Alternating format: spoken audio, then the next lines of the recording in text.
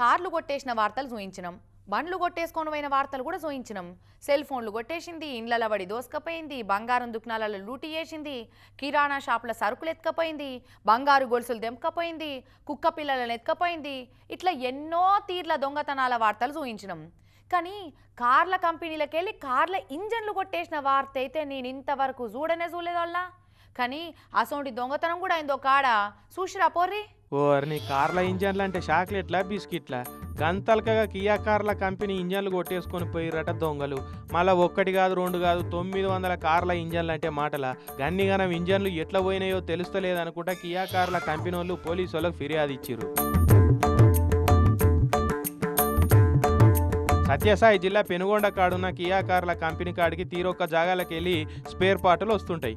అవన్నిటిని ఈడ కలిపి కార్లను తయారు చేస్తుంటారు.